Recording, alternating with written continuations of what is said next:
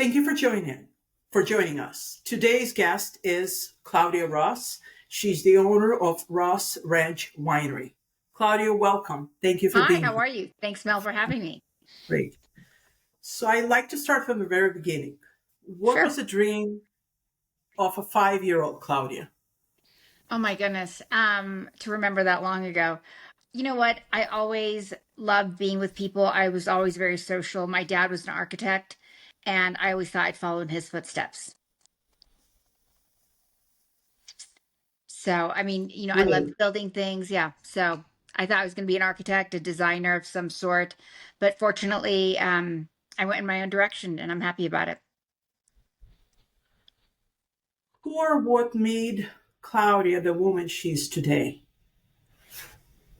I would say myself. And the reason why I say that is I'm so different from my family, my parents. I'm so different from how I grew up. I feel like I'm an anomaly in my family in a way, not negative or positive way, but just I'm just different. And I think I just really pushed myself Okay. to a completely different level of drive that I don't think a lot of people have in my family. And I'm not being negative at all. It's just different. Like I wanted different things. And so I believe that drive really pushed me to do more, be more, act more, work harder. But yeah, I really relied on myself in terms of what I needed. And I think that's so important because as an only child, you really become self reliant. And I think only children have to look inward for their own guidance because, I had two working parents and I think that's the case in today's world. You also have a lot of single parents. That was not the case in my situation, but I think only children do have to push themselves and they don't have like the competition of any siblings or, step families.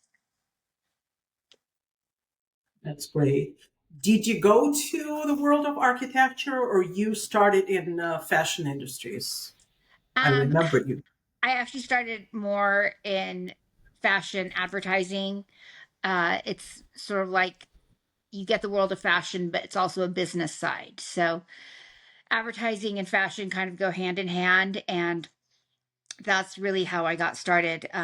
It's something that I loved. I loved building with clients. I loved building ideas, marketing. Um, Ultimately, I did dabble in design, which is sort of, I was able to work with my dad on a couple projects.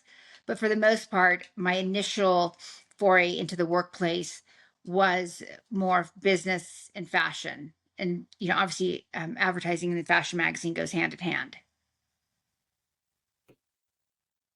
I know you're the most stylish woman you see on the street of San Francisco.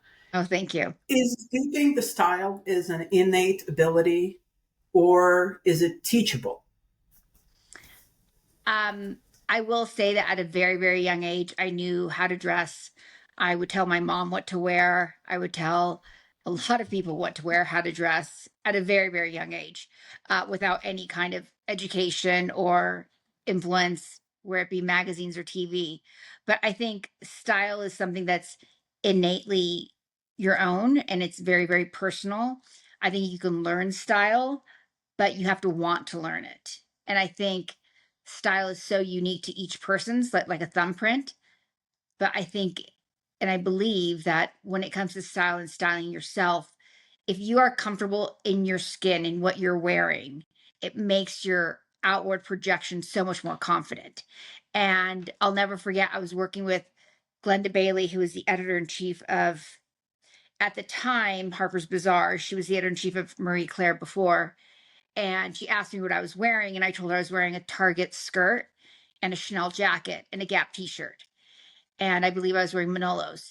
And she's like, that's exactly how people should dress. You should dress what's comfortable, but you should also dress with style. And it's about combining the high and the low. And I think that's what really gave me the confidence to be able to purchase very, very few designer pieces, but then mix it in with stylish pieces that were a little bit more turnkey and obviously more accessible and affordable.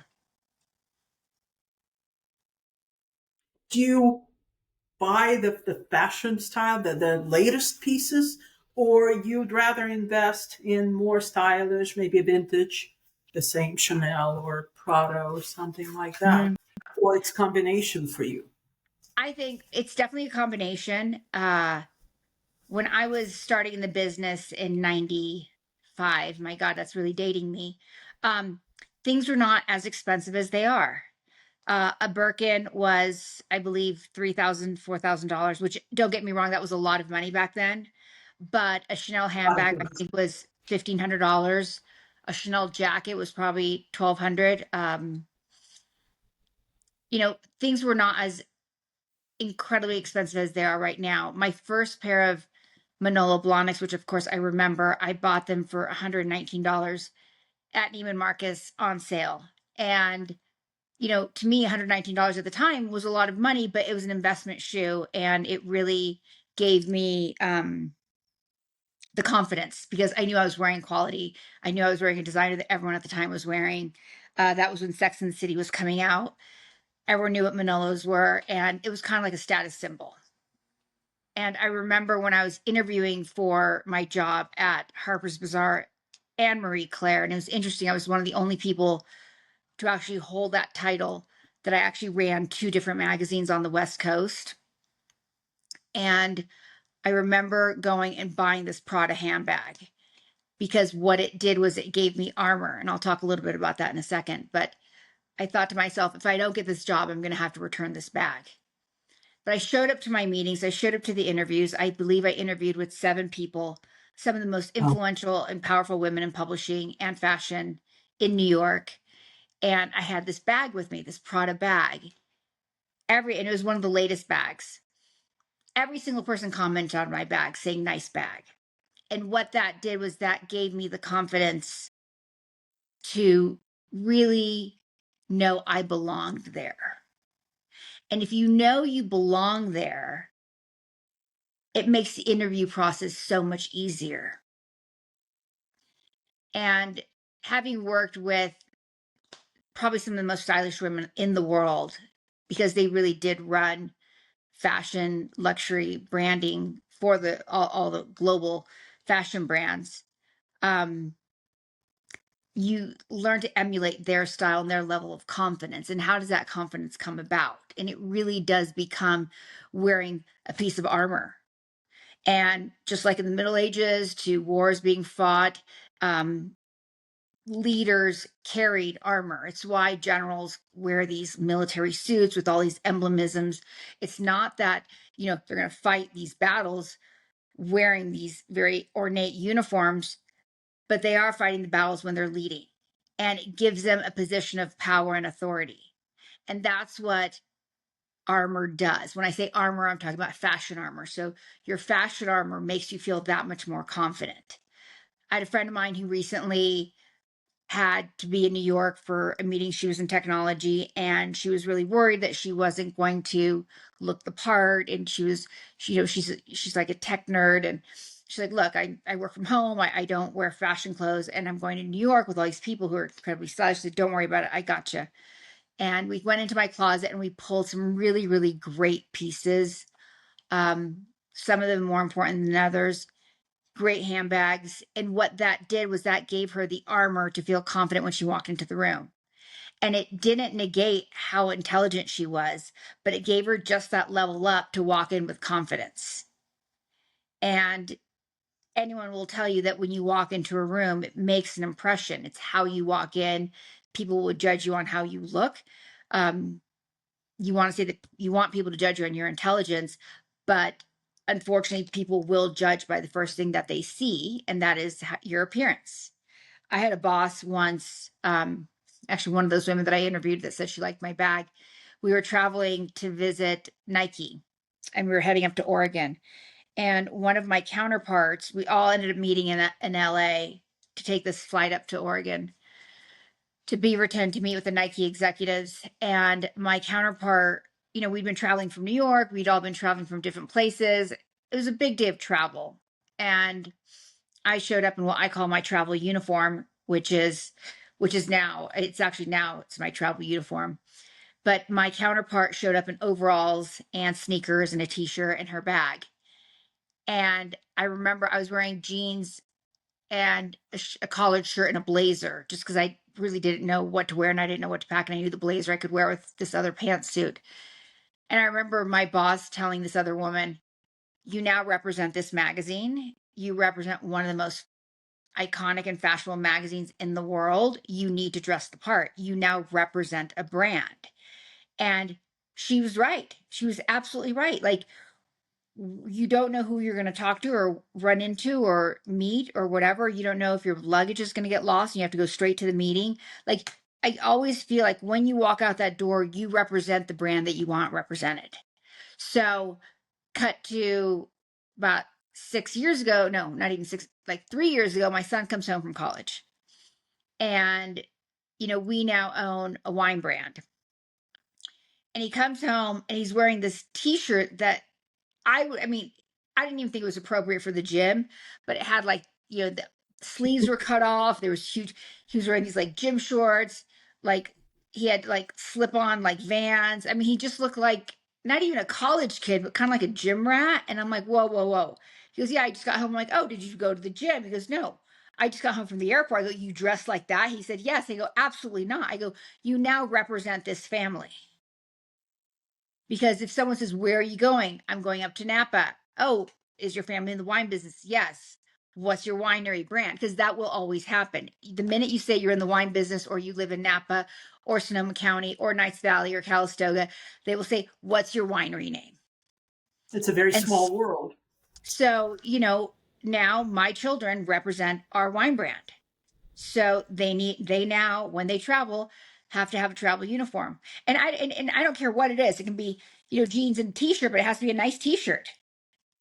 You can't have slang logos on it. You now represent this family winery.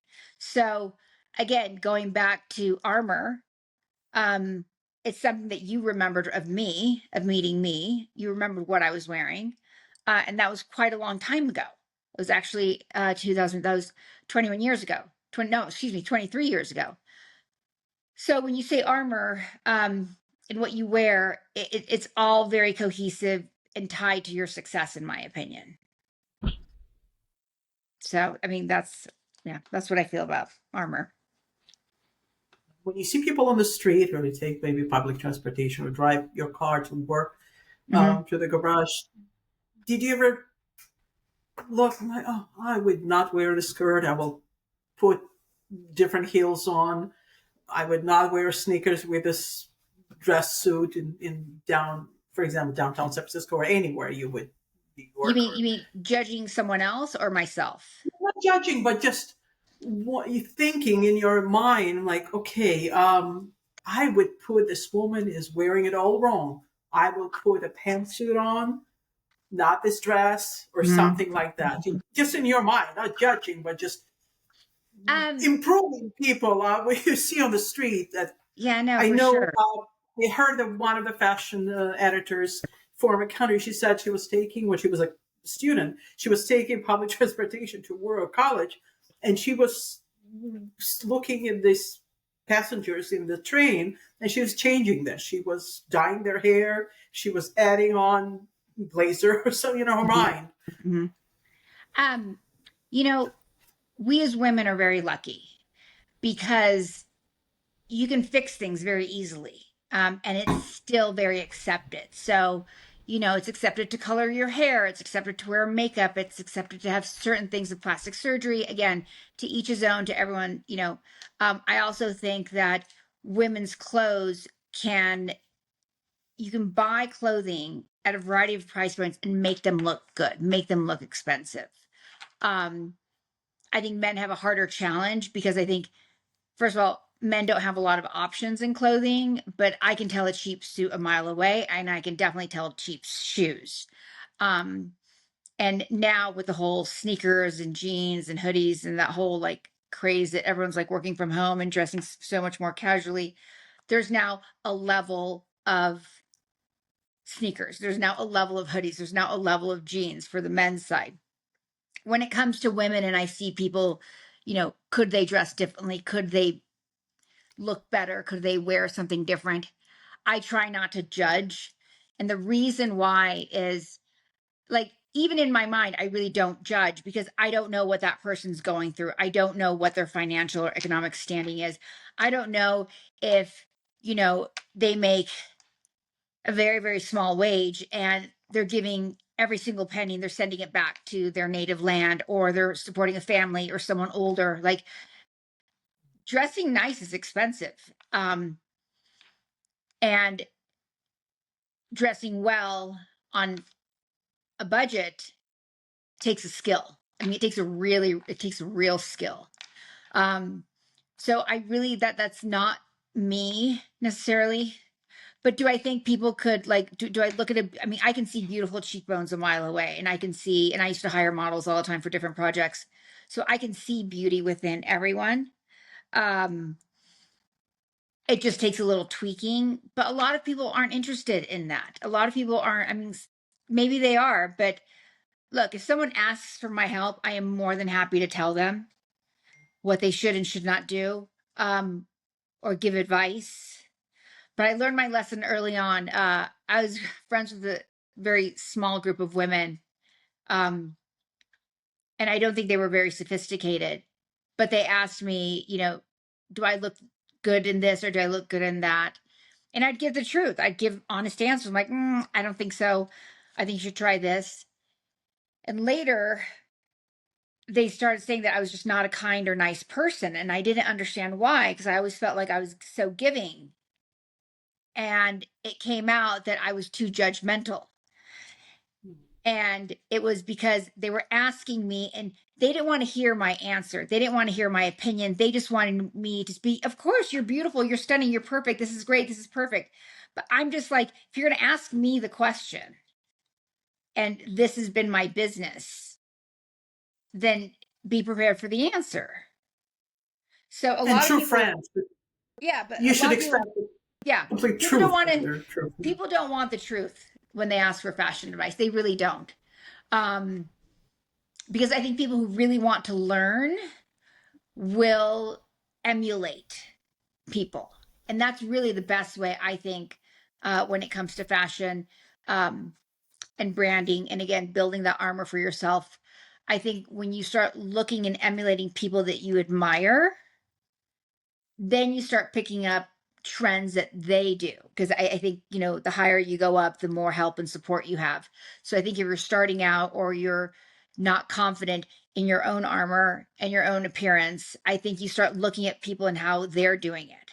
Like my mom, who, she's amazing, but she had to let her hair grow gray during COVID because she had an allergic to reaction to color, to hair color. And she took around this picture of Jane Fonda to every single hairdresser, and she's still trying to find the right hair stylist to get her that look. But in her mind, that's what she wants. So she's trying to emulate a look of someone aspirational. And she's gotten it right quite a few times. But unfortunately, not everyone cuts hair perfectly like you want it. But again, she didn't ask my advice. She found a look that she wanted, and now she's out there actively trying to find someone to give her that look. So, I'm not going to ask for your opinion. Let's leave it between you and mom. But I'm going to ask you, who's your style icon? Maybe among, celebrities or people in the community, or just maybe a relative, or maybe your mom, or yeah, somebody. no, Who is or was your who you consider a style icon? I mean, I can take pieces from a lot of different people. Okay. Too many to I name. Yeah, no, it's definitely a lot of people do. I definitely like more that classic tailored look, but I also love, you know, how some, the casualness of an effortless chic, like like an Erin Lauder. Like she's always, and I've seen her in person and I've seen her be interviewed um and I've met her a couple times. It's always just an effortless chic. Like she just effortlessly put this outfit together. Um, but the reality is it's not effortless. It's very, very planned and calculated. So every look, like to me, it's about that understated elegance. And now that I live up in wine country in Napa, there's a real understated elegance there. And it's very like you can't scream, how much money you have, because no one judges you by your bank account. Everyone judges you by what you're doing, which I think is fantastic. So it's a very sort of chic way of wearing, the jeans and the collared shirt and the loafers or the sneakers or the handbag. Um, and it's a way that you can actually like speak to your confidence, which I think is great. I'd like to pivot a little to the next step of your career, the marketing Uh-huh. executive, PR marketing executive. Yep. I know you're considered the creme de la creme of marketing, planning large events for large nonprofits and for profits. Mm-hmm. But I love, I've read about a lot about great events that you plan, but I would love to know if there are any failures, epic failures, and what did you learn from them? If you maybe not the whole event or some part of it, just kind of like this could have been done Um, absolutely different way. so the transition, so when I went from fashion and advertising, sales and marketing in the fashion industry, and I started my own PR firm, um, I feel like it was a natural transition because I felt like advertising sales in the fashion industry was changing significantly. And you have to think about like the internet was really, e-commerce was growing. People were trying to spread their marketing dollars around. They weren't just buying ads in a magazine and partnering with, different fashion brands. But when I started my marketing company for events, it was really the original foundation was creating a platform that had the intersection between nonprofit and for-profit businesses. So how do I get a Chanel to partner with a nonprofit? And, how do I combine the two? Because I think when you get these like fashionable brands that need people to recognize the brand to buy their products, and you get these nonprofits that need support, and you have these fashionable people that want to support it, how do you combine the two? And I was really like, that was really my original platform. And I kind of wish I'd stuck with it, because then it really would have continued to grow and elevate my brand. The problem is, certain brands didn't want to associate with nonprofits. So then you have to start a different marketing opportunity, different level. Certain brands didn't want to partner with other nonprofits. So, like, for example, Gap Inc. at the time, Arts and AIDS, those are their two nonprofits that they worked with, period. Um, but then you have the hospitals, and then you have homelessness, and then you have, cancer, and you have, so there's so many nonprofits that really need help out there. Um, that I guess my biggest failure to answer your question was I should have stuck with what I really knew how to do. And that was, really creating an intersection between the two platforms. So I kind of went off in different and throwing events for events' sake, for branding purposes, but not really continuing to build the nonprofit side. But I know you were very influential in and passionate about the Rafael House. What Yes. does Rafael House mean to you? I know you've been chair of the board for many, many years, and you tirelessly raised funds for them. What I does it?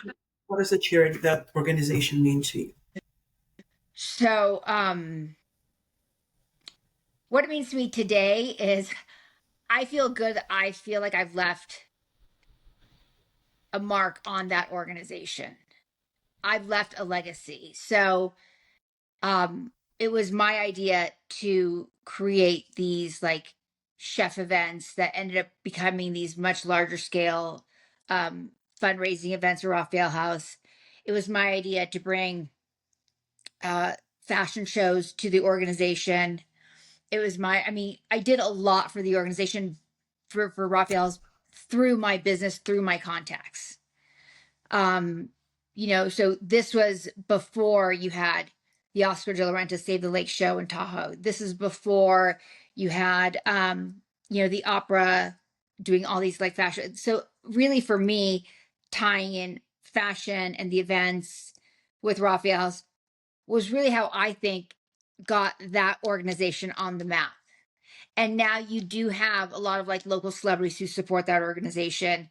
I spent 26 years helping that organization out, and I did everything from volunteering to chairing several galas and fashion shows to being on the board to becoming chairman of the board for several years to becoming board emeriti. So I feel that my nonprofit box has been checked, and I gave so much to that organization. I'm so proud of what it's become. And I really do feel like I actually left a legacy behind. It really makes me incredibly proud to be part of that organization. So, How do you measure your success? What is the measure of success to you? Maybe not your success, but in general, what do you consider well, I a used to think it success? was money, like to be able, like, oh my gosh, I can't wait till I don't have to worry about money. I can't wait till till I can just buy whatever I want or go anywhere I want, do whatever. But I've realized the older I get, and granted, I'm not that old, I'm 55. Um, but I think success is Nobody's going to believe you, but we're going to keep going. um, success to me is freedom. And my younger self would not believe that I'm saying that, but freedom to choose to do what I want to do. And granted, yes, there has to be a certain amount of like fiscal freedom to be able to do the things that you want to do, but really being able to do things that I want to do on my time, I think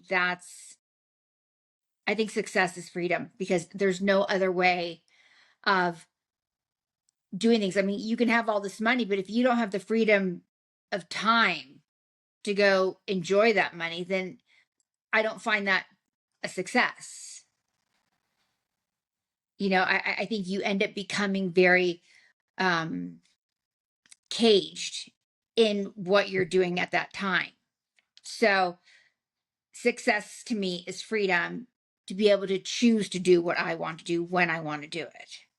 And I really strongly believe that not everyone has that luxury. Mm-hmm.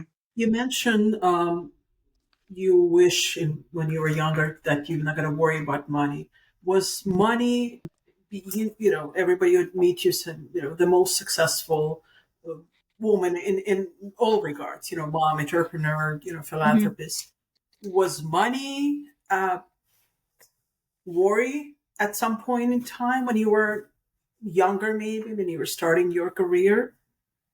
Um, you know, it's interesting. Like, I don't want to say that money was never a problem, but I saw how my parents struggled and how my grandparents struggled. I mean, I'm first generation American, so I Okay. know what my family did. I also know that in the summers when I was a lot younger, I'd help my aunt clean houses because she was a housekeeper. And so I would help her clean houses in the summers to, make a little money.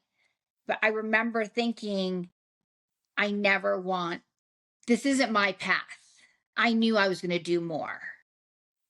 And I remember the owners would come in to the house and I'd be like cleaning or vacuuming or doing something. And I remember wanting to hide from the owners. And the reason why I was hiding is because I knew I was going to be an owner with housekeepers one day. I knew I was going to be one of them. And so it wasn't that I was ashamed of my family. I just knew I was going to be an owner, and so I didn't want to be labeled as a housekeeper. So that was an interesting period of time for me, and I think that right there was really the catalyst to push me to do more, to be more, to make more, uh, and really to push me to be successful because I knew I didn't want to go down that path. So, yeah. Did it give you that experience? Did it give you perspective to the world of San Francisco, those society, right? To high society. I don't Mhm. want to call glitterati because it's just such a horrible Yeah. word to say, but just Um, high society people, mhm. San Francisco, old money, new money. Mhm. .com money. And Yeah, no. There's there are financially successful people who make the city go around, or the other cities go around. for sure. And I think San Francisco is blessed with an incredible community of very, very giving and philanthropic people. I think San Francisco has a tremendous amount of money, old and new. I think they have a responsibility to give back. I also have seen a lot of people trying to keep up with the people who have means. And I've seen people fail at that because you cannot keep up with people who have a ton of money. You just can't. They're in just a completely different stratosphere. So if you try to keep up with someone and you don't have the money, you only hurt yourself. So I think that when it comes to, the haves and the have-nots and all the wealth of San Francisco, and I know people have been very generous. I think a lot of people could do more. I think there's a lot of organizations that are suffering, namely the arts right now. Like the symphony, I think, is having a really hard time raising funds.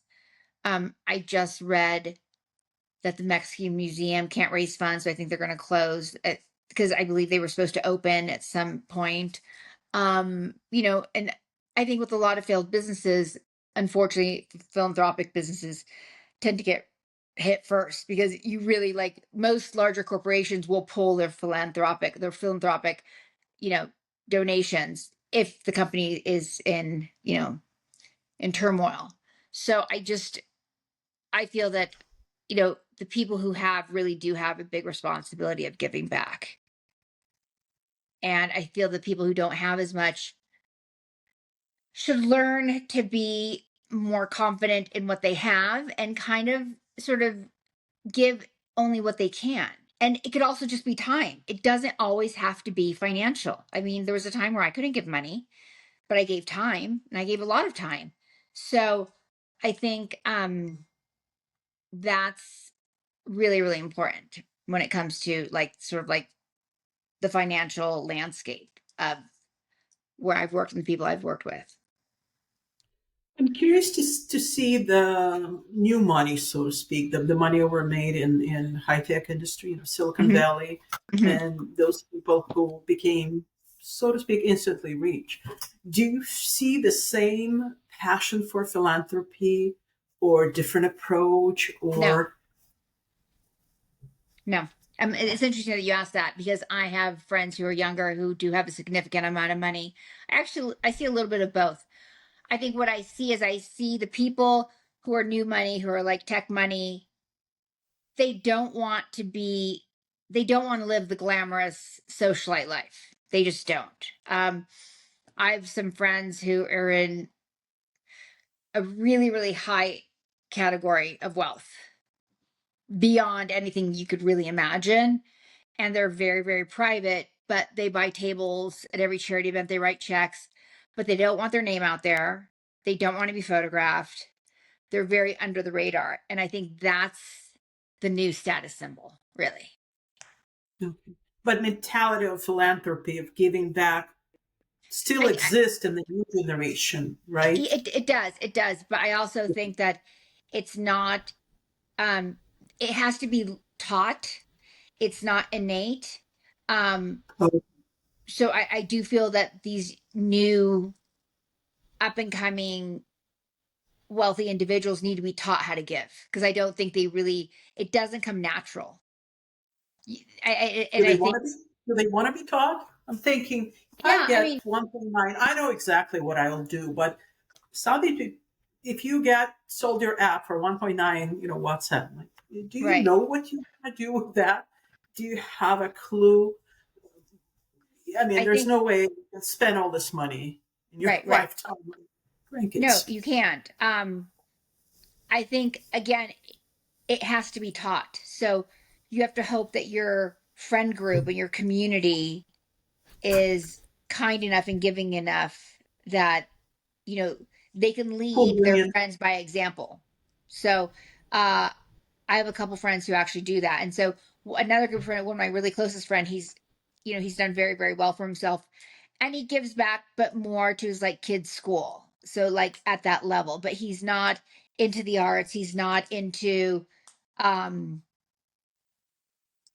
film festival music, symphony. He's not into that. So he just gives where he feels most comfortable. And again, when it comes to people's own financial resources, who are we to tell them how to spend it? So Oh, I think it's, absolutely. I think it should be influenced. And if they give, they can give. Again, it's their money. They earned it. Um, I think all we can do is show by example. And if you can give a little, then give a little. But I think when you have these other people, I do hope that they are being philanthropic. From what I've seen, at least, I've seen that people really are, and that makes me really happy. Great.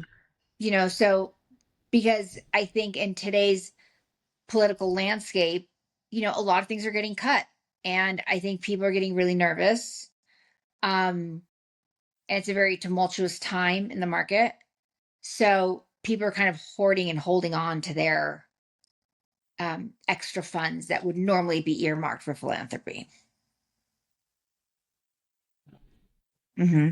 I want to pivot again a little bit to your next adventure of yours. Was it an easy transition from high heels to cowboy boots, moving to the ranch? um, that's funny. So let's just say I cry a lot. Um, I cry because it's hard work. I actually do physical labor. So in 2018, my husband and I bought 22 acres of land. It was just dirt. We planted 12 acres of Cabernet, 1 acre of head from Wow. Zinfandel. We built during COVID all the horse fencing. My kids and myself and my husband, the kids would do the concrete, cut the posts, build. I'd paint everything. Because we called it Ross Ranch, we knew we had to have cattle. So now we have 9 head of cattle. We just keep breeding our 2 cows, and now it's 3 cows. Now we have 9 cattle. We have horses, so I'd love to ride. We have chickens for eggs. We have an organic garden. We have 2 swimming pools. We have 2 guest cottages that we rent out for guests. It's a lot of physical work. It's also very challenging because it's a new vertical for me. Again, at the end of the day, it's still sales, so it's about being social and marketing your brand. But it's not just that anymore. It's also the physicality of it. And I was watching a documentary on the blue zones, and it's people, octogenarians who really want to live lo- long, beautiful, healthy lives. They have to have a purpose. They have to have a community.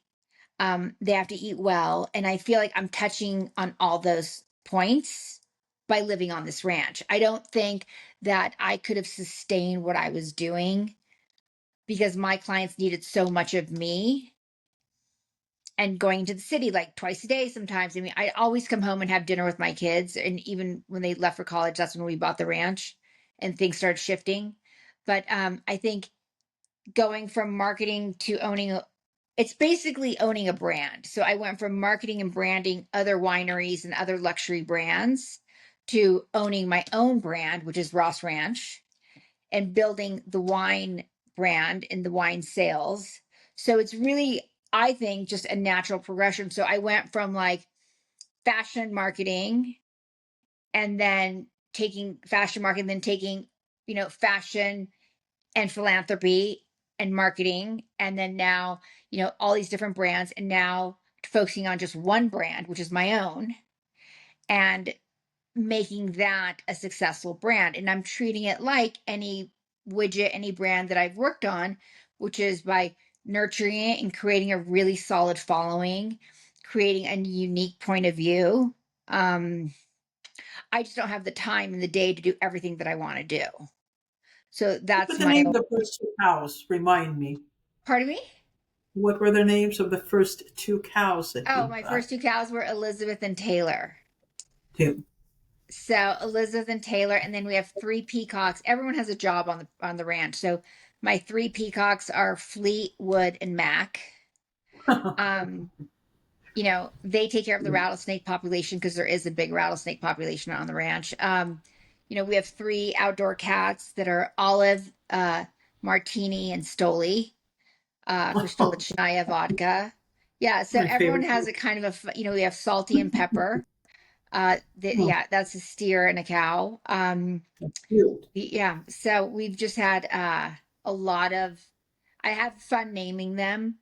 We do harvest our pigs and our cattle. So for meat that we eat, and we sell it to friends. But you know, it's I never thought I'd be a rancher, to be honest with you. I mean, I still have all my high heels. I haven't gotten rid of them because I still love Was it dressing a up. dream, or you just pack up the kids to college and you and your husband pack up to go to the ranch? Was it Um, a thought that was, simmering somewhere that you were talking about? so it's How funny. you Um, start? it's funny that you asked that. So when we bought our first house in the suburbs, we had a small plot of land in the front of the house. Being in PR, marketing, and fashion, I wanted the house to look much grander than it was. And so I thought to myself, that small plot of land in front of the house, we should put a vineyard so that our house Hmm. would look like an estate. So I could call it an estate with a vineyard. Um, so we were able to plant 90 vines. So I actually started making wine. I started getting into the wine growing and business and trying to make wine in 2003. So I've been doing this for a really long time. It was a hobby. Um, when I realized how easy it was to make wine, we actually started buying grapes from other places and other wineries, bringing them back to our home, making wine in our garage, and then storing it in a refrigerated wine house that we built on property. So we would have about 6 barrels a year, which is a Wow, lot. a lot But for just for personal consumption and um, for friends and family who would come over and help us make wine. So we started doing that early on. I think our first vintage, our first wine that we made that was drinkable was 2007. Um, and we still actually have a few of those bottles, believe it or not. But yeah, so when we bought this land, we knew we always wanted to, you know, because we have a house in Tahoe because our kids love to ski. And then, we always knew we wanted a place in wine country because, gosh, we love making wine. We didn't know what we wanted. And it just so happened that we fell upon this piece of land that was 22 acres that was basically dirt. But it was in the middle of Valley Floor in Knights Valley. And we were surrounded by some of the best cab grapes um, that are out there that are accessible for people. So that's sort of how the trajectory started. And then COVID happened. And I think COVID helped a lot of people, hurt a lot of people. But for me, what it did was it gave me awakening of what I really wanted to do because marketing, everything came to a halt. And when, you know, the fog lifted, I just realized I didn't think I really wanted to go back to marketing other people's brands because we had planted vines, again, thinking it was going to be a hobby. I said, you know what? I think I can make this into a business. Let me work for my own brand instead of having it be another brand for other people. So Ranch. What is your philosophy and vision for Ross Ranch? my philosophy is to make great wine. I mean, it's really, I mean, I really believe in making great wine. I make, as the winemaker and marketer and salesperson and delivery person, um, I try to offer as little outside intervention to the grapes, to the winemaking process as possible. So, we don't add anything but the actual natural yeast to the wines. I mean, it's not organic because organic's a whole nother ball game, and our vineyard manager would never do that.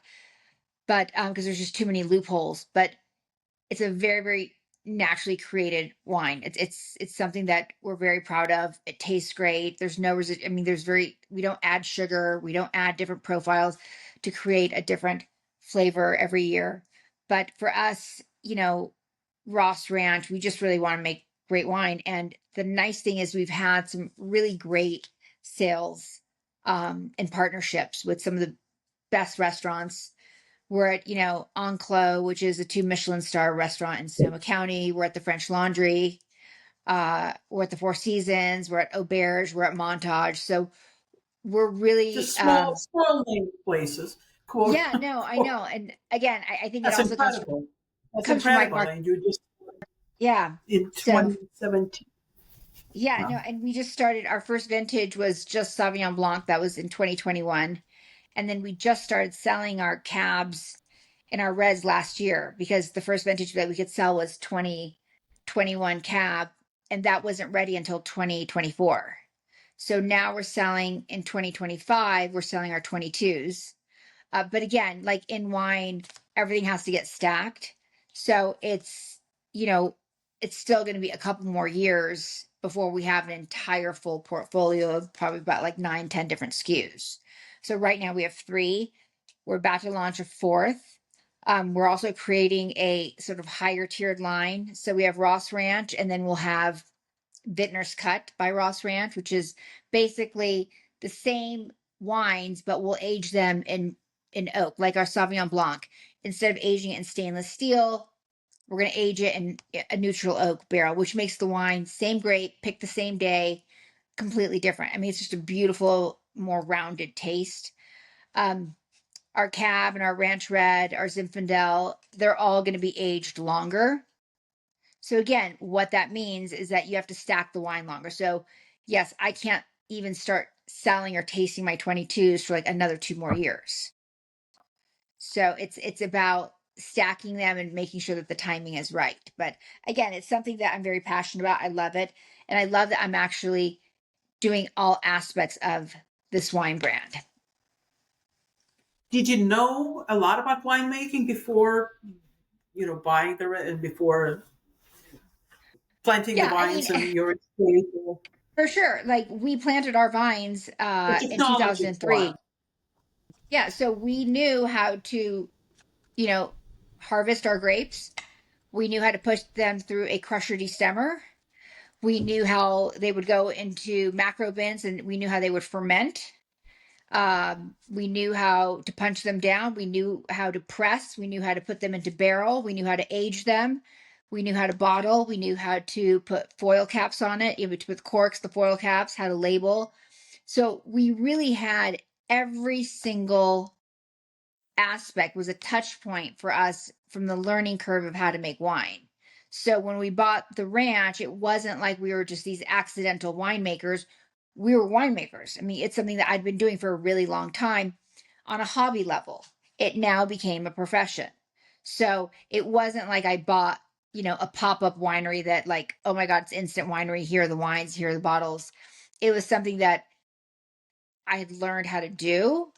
I'd learned how to do it well. I mean, our wines that we made in our garage were great. They're great tasting. We actually still sell some of our library wines, um, and they're fantastic even today. Our 18s are phenomenal. Um, so, building this brand, yes, we bought the land, but we built the ranch.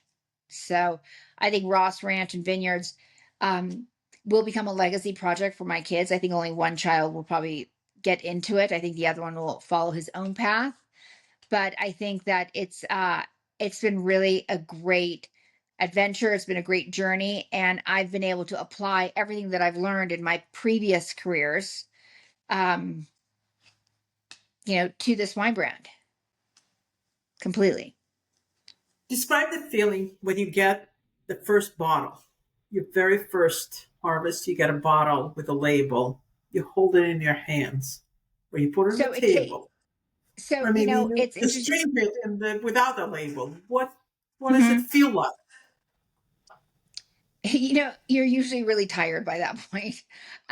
So you pick the grapes, you put it in barrel, and then you have to wait. You have to wait 9 months, 2 years, 3 years, 4 years of that grape that you picked, right? So then when the wine's ready to be bottled, you have to bottle it, and then it gets in the bottle. You put the cork, the foil, or the wax, the label on it, but you still can't drink that wine.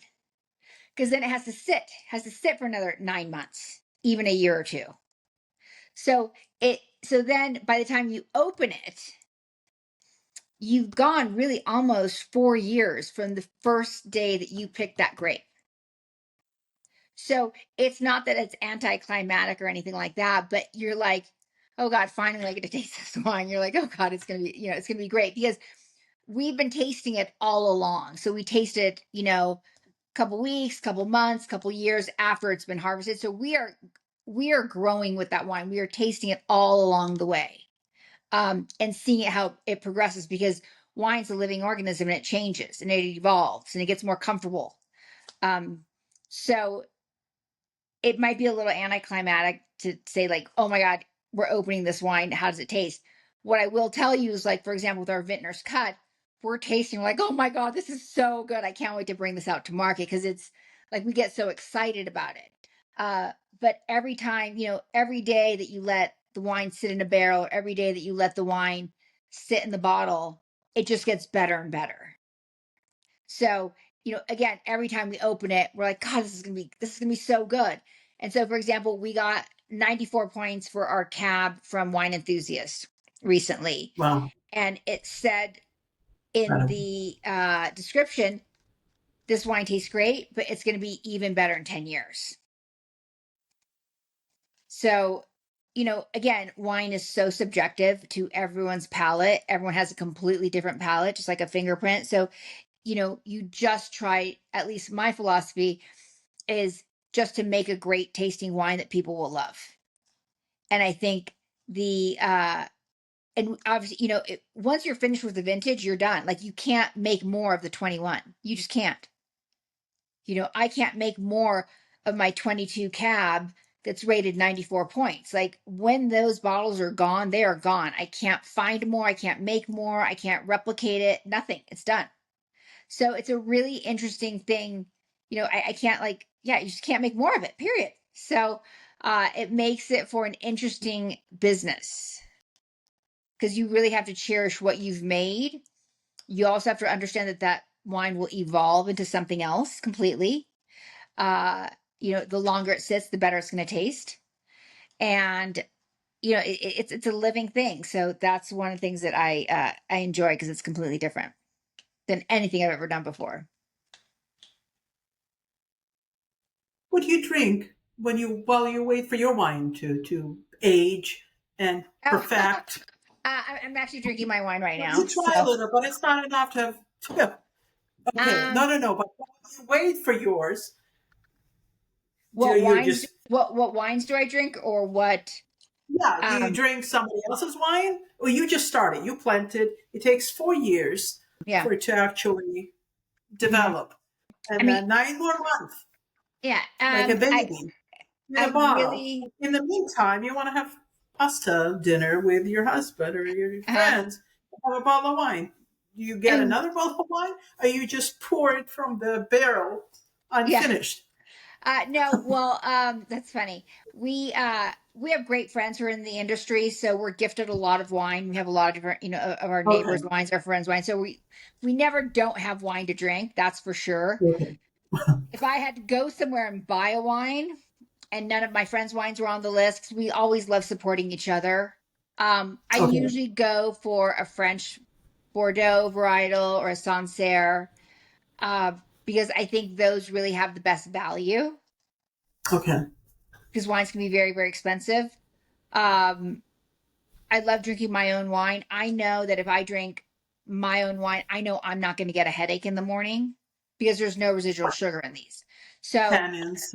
yeah, I mean, people get headaches because there's so many additives to these Always wines. do red wine. Yeah. Selected. And, Yeah. and the reason why is most wines have to be consistent in their flavor profiles year after year. But guess what? The weather's not consistent, the terroir isn't consistent, the rain, you know, how, the sun exposure, nothing is the same year after year. So every wine's going to taste different year after year. If you are a public company, or if you are making thousands and thousands and thousands of, cases a year, you have to have that same flavor profile. How do you get that same flavor profile? Is you have to add and subtract different things to that wine to make it taste exactly the same year after year. We are proud that our wines are going to taste different. We're proud that every year it's going to be different because we can't control the weather and we're not going to manipulate our wines to taste the same. So our 21 Zinfandel, I wish I could replicate it. It was so good. I priced it too low. We sold completely out of it. I think we have maybe 2 cases left. That's it. And it's gone. So I don't think, and it will be something that I'll never be able to replicate because that grape, it was the first year. I think it pulled really well. But I think it'll take a couple more years for that particular varietal to get back to what we were shown the first year. But I'm really excited about it. I'm excited for you. Sounds like very interesting. I don't. I mean, Yeah. I try to learn. I learn every time I go. Learn something new. I Of believe you course. can know everything about wine, especially if you're not a winemaker. You go to the Hmm. winery. People in Sonoma County with a large house, and they make their small vineyard Yeah. wine, and very interesting. So thank you for sharing that. Of course. Absolutely. Fashion, PR, philanthropy, hospitality, winemaking. Hmm. Claudia, what's next? um, you know, right now, I'm really happy. I'm happy with everything that I have. I'm happy with the growth of the company. Right now, I'm growing a brand. I'm reinvesting everything that I have into it. So that's my next chapter is really building a significant and important brand. And I think it will go beyond just the wine. It's about the relationships I've been building. It's about um, making sure that this brand has a legacy to it, very similar to what Rafael House had. That I left a lasting imprint in that organization. So I think from a wine perspective, or my next chapter, it's about building this brand because I'm not. I mean, I haven't even gotten started, to be honest with you, because I just think there's so much more that I can do with this brand, which makes me really excited. So I'm just beginning. Wonderful. I look forward for what else is in store. Oh, Finish there's the always sentence. something else. Yes, Finish the sentence. My proudest achievement is. my kids. I'm a mom. On my business card, it says winemaker, rancher, mother. Oh, So yeah, that's without a doubt. I didn't have to think about the answer. what fills your cup now? What what fills you? What fulfills you? What brings you joy? My community. So when I say that, my community, the people that I love, the people that love me, my husband, my kids, my parents, my family. It's that community that I love regardless of our actual, relation, whether it's like cousins or parents or grandparents or whatever it may be. It's the sense of community and belonging is what's so incredibly important to me because without them, I couldn't do my job and I would not be happy. Mhm. Would you give any advice to your 20-year-old self? Um, I probably would say don't be so hard on yourself. I think I took myself so seriously and my work was so important to me that I really pushed myself to the point where I missed a lot. I missed a lot of really important times of my kids' lives. Like I missed so much because I had meetings or events, and you can't get that time back. You just can't. So I think that's you know, there's always going to be another event. There's always going to be another client. I didn't think so. So I probably wouldn't. Yeah, I would just give myself a little bit more time and then also remember the power of no. That doesn't work for me. I think that word no, like no, I don't want to work with you, is so much more powerful than saying yes to everyone. And I wish I knew that early on. Can you say no now to Yeah. something you don't want to do? You have that Yeah. freedom to. Oh, Yeah. We said, I mean, there was a client, a really, really important hotel brand. and the buyer was very inconsiderate in how they emailed us. Um, and they just weren't nice about it. And we're like, guess what? Leave the wine there. We're going to come pick it up. We don't need to be on your wine list. And that is powerful. That to me is success. So, yeah, I'm proud of that moment, to be honest with you. What is your current state of mind? Right now I'm like right now I'm physically tired because I did this huge workout today. Uh, but tonight, right now, my husband's gone. I have the dogs, I have a cat. I'm in Tahoe. I'm in my happy place. I don't have to be at the ranch. I don't have to go feed horses and cows and animals. I'm actually really, really happy. Really happy right now. So happy for you. Is there Thanks. anything that people will be surprised to learn about you? Perhaps somebody would might be watching who know you.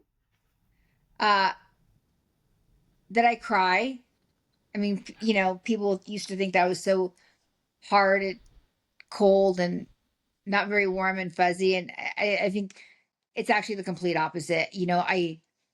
I'm very humble. I know my strengths, but I also know it's okay to feel overwhelmed about things because what I'm doing is very overwhelming because I'm just running so many different things that I wish I had like five people doing my jobs. But I think for the most part, people would know that, yeah, I cry and because I just feel overwhelmed. So I guess the truth is, it's okay to feel overwhelmed because I think it gives you a moment of pause to really think about how you can solve that problem. Yeah. I go to farmers market, talk to many, befriended many farmers, Mm. winemakers, and I find these people be very calm, mindful, and very tied to the land. Is there some calmness to them? I feel like I gesticulate, talk with my hands really fast, and they're just not serene, but quite serene in a way. Did you find yourself to become that way a little bit compared to when you lived in the worked in the city? What I've realized is there's a lot of things you cannot control. Okay. So, you can't control the birth of a cow. You can't control, if horses eat too much grass and they founder, which is sort of like an illness of like very similar to gout. Um, you can't control when animals get injured. You can't control the weather when you have spiked heat and you're so worried that you have harvest and you have to pick your grapes and you really should never pick grapes in the heat because it really actually destroys the skin to the fruit. Um, there's so much that you cannot control. So I think when you are working and living and breathing a life that is really out of your control because it's all about the elements, you realize that you can't fight it because if you fight it, you'll lose. You cannot fight Mother Nature. So I think if you let it roll with sort of like the punches, if you will, um, life's a little bit calmer because, yeah, life's definitely calmer. What is your motto? Do you have a motto that you live by, your mantra, so to speak? Um, I didn't think of it. I've never thought that I've had a motto, but I just get shit done. I mean, I don't mean to, swear like that, but if something needs to get done, I get it done. I mean, I just do. I get shit done. I mean, it's, fence breaks, I fix it. I mean, yeah, I get it done, which is something that a lot of people would probably hire someone to do. I just do it myself. It's just easier. It's incredible. Or what is your biggest inspiration? My biggest inspiration. It's a tough question because uh, I'm very inspired by these other winemakers and other brands that are so incredibly successful and they're making great revenue and they're making great wine. But what I've realized is that there's a lot of support with those other brands. So when I say support, I say financial support, because it's not an inexpensive business. And I keep reinvesting my wins back into the business, because you have to, because every year you have a harvest, and every year you have to buy more barrels, and every year you have to make more wine and more glass and more labels, and everything's getting more expensive. So um it's hard to have these people that, these brands and people that you like look up to, because so many of them have, I don't know a lot of winemakers like myself who came from nothing, who built a brand out of nothing and actually work and do everything on the land. You So don't know many. no, It's no, because a lot of people either inherited the land or inherited the wine brand, or came in with Apple money, Google money, tech money, to bring in the best winemakers and the best people. Like, I don't know a lot of people that bought the dirt, planted it, and do everything themselves. I mean, there's a few of them out there, and those are the people that I look to. That I think it's awesome. So yeah, that's who I look up to. if you had the time machine, is there a person that you would like to have a conversation with now with a glass of wine? And I could ask anyone. Yeah. Time machine. I've never thought about that. I've never thought about something like that. So I couldn't answer it legitimately, because I've never thought about that. There's no one. Okay. All right. Claudia, are you enough? Oh yeah, I'm a lot. I am definitely a lot. I am more than enough. Describe your life in one word. Possible. Complex. I was going to say the first word that came to my mind was chaotic, but I didn't want to I think exude the synonyms in a way. sense, right? I didn't want to exude the sense of, I feel like, chaos is something that you can't control. So, I would say complex, because there's just so many things going on at once that have to be controlled, managed, worked on, delivered, solved. So I think complex is definitely the word, just because there's so many layers to everything that I do. Other than Tahoe, having going to Tahoe with your dog and your Mm-hmm. cat, Mm-hmm. how else do I unwind? What makes you laugh? Oh, my girlfriends make me laugh. My kids make me laugh. My husband makes me laugh. I love traveling. So the silver lining in this wine brand business is that I get to travel and sell my wine to places that I like to visit. So I just got my wines in at Santa Barbara. We're going to Aspen to sell my wines. Yeah, so when I travel, I bring my wines. Like, I just booked Florida to sell my wines. I just booked New York to sell my wines. So everything that I do and what I love to do is actually directly tied into my wine portfolio.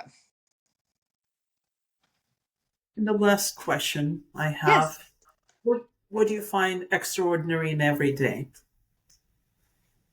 Oh my God, the growth, life growth. Like, you know, seeing the birth of a cow is absolutely spectacular. Seeing these tiny little, I mean, our vines started this big. Like, we did it with rootstock, and they were hand tied, they were hand grafted. And now they're these beautiful big vines that have to be trimmed back every year, and they grow. And I took this sort of like picture of like these tiny little buds, and now these buds are like these huge, like grape clusters, and then the vines, and they just grow wild. And every year they keep producing. It's unbelievable. They keep producing for me. So I'm so grateful for like the living things that continue to thrive year after year. So yeah, that to me, that's just awesome in every aspect of what that word is. Awesome.